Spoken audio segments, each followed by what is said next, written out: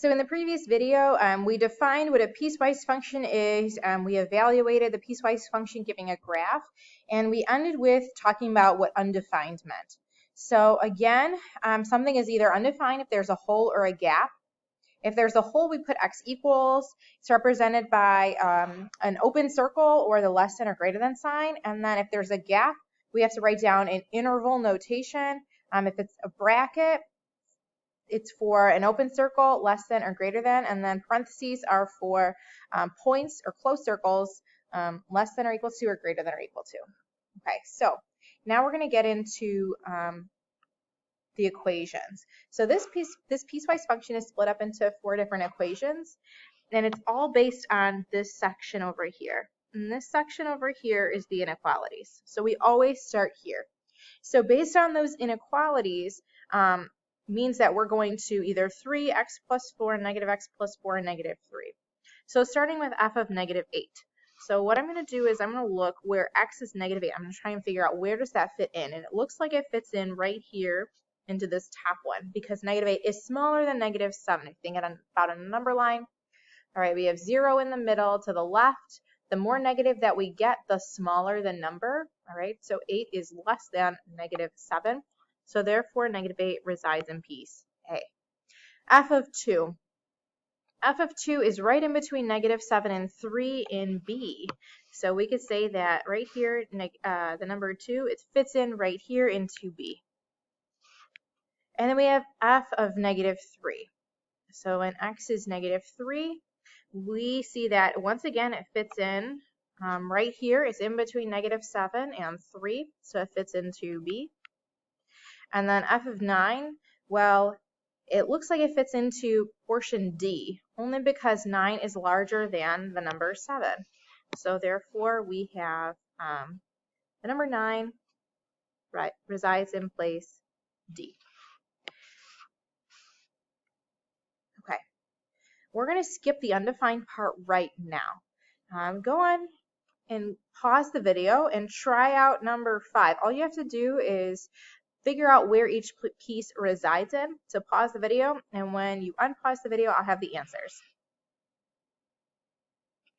So hopefully you got D, B, A, C. Now f of 7 resides in D and not C because of that greater than or equal to sign. So when it means greater than or equal to, all right, we have 7 is equal to 7. So it fits into that last one and not C. And then we have B, A, C. So the last thing that we have to do is talk about where it's undefined. Now in number 4, we have holes, and then in number 5, we're going to have gaps. So what does it mean to have a hole? Okay, so my holes, we actually have 2 of them in this case. Okay, so we're going in between each. So we have to make sure it's all fluid. So in A, we're ending at negative 7, and then B, we're starting at negative 7, and then we go to 3. So we end at 3, and then in C, we start at 3, and then we go through 7. And then when we get to 7, we go down to the 4th one, and we start at 7. So it's all a fluid motion, so there's no gaps. However, there's a hole, and I'm telling you that there's a hole. And the only 3 places that we can have a hole is at negative 7, all right, right here. We can have a hole at 3, or we can have a hole at 7, because those are the only numbers that are given. Now, there's not a hole at 3 because of this less than or equal to sign. So because we end at B and there's a less than or equal to sign, it compensates for the fact that in letter C there's not an equal to sign. It's not less than or equal to. So there's not a hole at 3. At 7, or in negative 7, we see these less than or greater than signs. And that means that there's a hole there because it's not or equal to. So we could say that there's a hole at x equals negative 7, and there's a hole at x equals actually positive 7 too. So there's a fluid motion through the whole graph, so there's no holes, and there's no gaps. However, we do have those 2 holes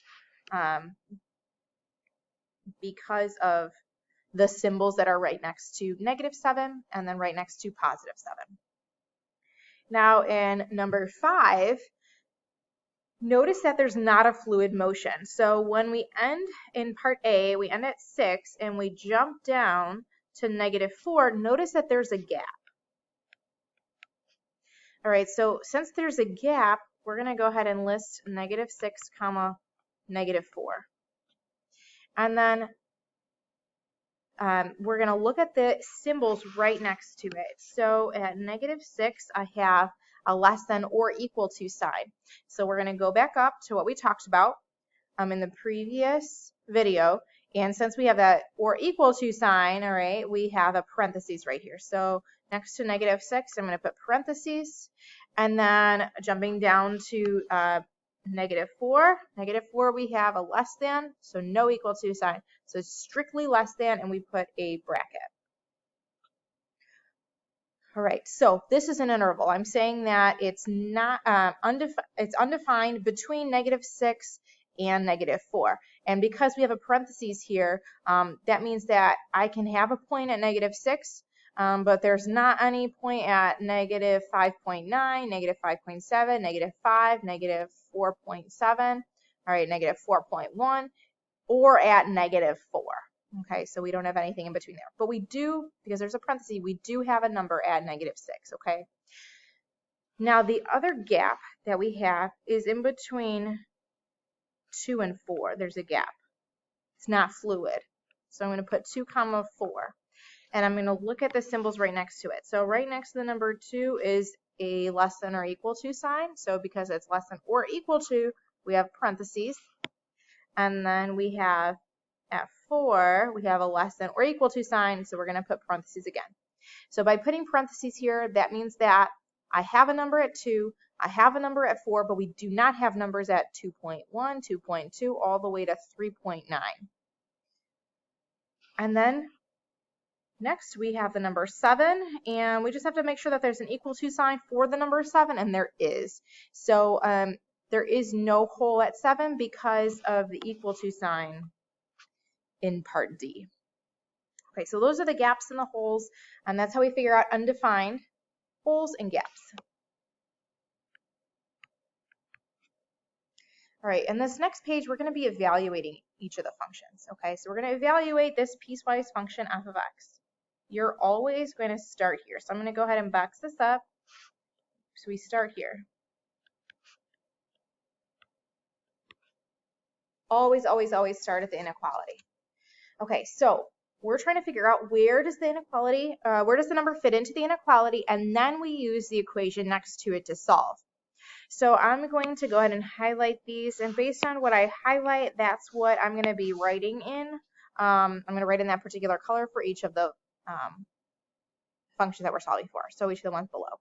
So starting with f of 10, so I'm trying to figure out, okay, does f of 10, is it smaller than -5? Is it in between -5 and 3, or is it larger than 6? And f of 10 is larger than 6, so it fits into the third one. So therefore, I'm going to go ahead and plug it in. We're going to plug a 10 into x. So we have 1/2 times the number 10, and then plus 2. Now this is no calculator, so you're going to try and do this without a calculator. So we have 1/2 of 10, which is 5. 5 plus 2 is 7. So the first answer is 7. And then we have f of -5. So f of -5, it has to be, it has to fit into the equal one, okay? So in the first one, in the green one, we have that -5, and right next to it we have the equal to sign because it says x is less than or equal to. However, in the second one, in the blue one, we just have a -5 less than x.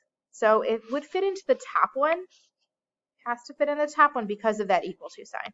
So since it fits into the top one, I can plug in -5 into x. So we have -5 plus 4, which equals -1. Below, we have f of 5. So notice that f of 5 drops off, all right? We have a gap right here. There's nowhere that f of 5 fits in, so we would put undefined as our answer. Same thing with f of 4. F of 4 doesn't fit in anywhere, okay? It fits into that gap area, and that gap area is undefined.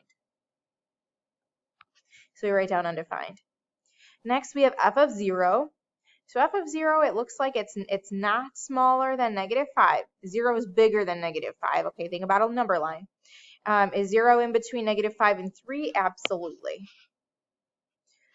So I'm going to go ahead and plug it into 2x plus 2. So we have 2 times 0 plus 2. 2 times 0 is 0, plus 2 is the number 2. Then we have f of -6. So f of -6, it looks like it fits into the top one because -6 is smaller than -5. All right, it's smaller than that. So we can go ahead and plug it in. So we have -6 plus 4, which equals -2. All right, we're going to go ahead and try out number 7 and together, and then you can go ahead and do 8 and 9. I'll post the answers. So for number 7, we always start at the inequality portion. So we're always going to start here. So I'm going to go ahead and highlight.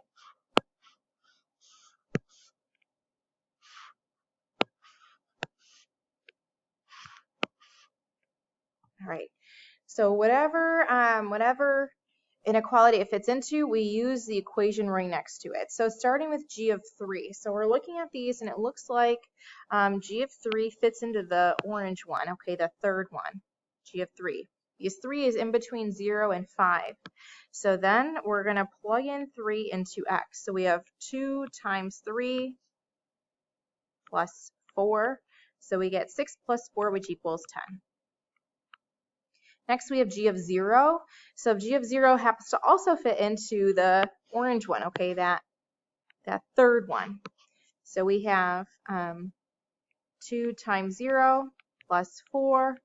2 times 0 is 0. 0 plus 4 is 4. All right, then we have g of -4. So -4, it looks like it fits into this second one. So now we're going to go ahead and plug it into -2x plus 1. So we have -2 times -4, and we have plus 1. Now be careful with the negatives. -2 times -4 is positive 8. 8 plus 1 is 9. Next, we have g of -7. And we have to do it based on where the equal sign is. And there is not an or equal to sign in the second one. It fits into the top one. And so we write down exactly what's next to it. It's just the number 6. So that's my final answer. We don't have to do any multiplication or addition right here. It's just the number 6. Next, we have g of 5. And notice that at g of 5, we have no equal to sign. So therefore, this one is undefined. It does not fit into either. We have less than, and then we have greater than. It's not or equal to. And then finally, we have g of 2. And the number 2 fits into the third one. It fits into the orange one because 2 is in between 0 and 5.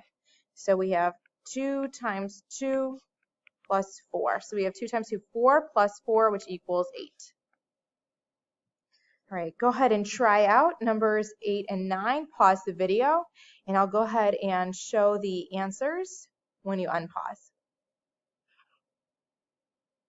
Right, here are all the answers for numbers 8 and 9. So if you want to go ahead and pause the video, you can to copy them down and figure them out a little bit later. But for the rest of the video, it's going to stop in about 1:15. But I want to talk about the holes and the gaps, okay? The places where it's going to be undefined. So for this number 6, we already talked about how there was a gap in between 3 and 6. That's the only portion where it's going to be undefined right there. Okay, so we would go ahead and label with the parentheses and brackets for 3, 6. In number 7, we see that there is actually a gap right here in between -2 and 0. There's a gap. So not only is it undefined in between -2, 0, which we'd put an interval, it's also undefined right here in between 5 and 5. That'd be a hole. All right, because there's no or equal to sign. For number 8, there's a gap right here in between -7 and -4. So that's a gap. So therefore we would have to put an interval notation with the correct bracket and parentheses. It's undefined in that section. It's not undefined for 3 because of the equal to sign in the second one. Okay, right here. And then finally in number 9, first of all, there's a hole And then we have another hole.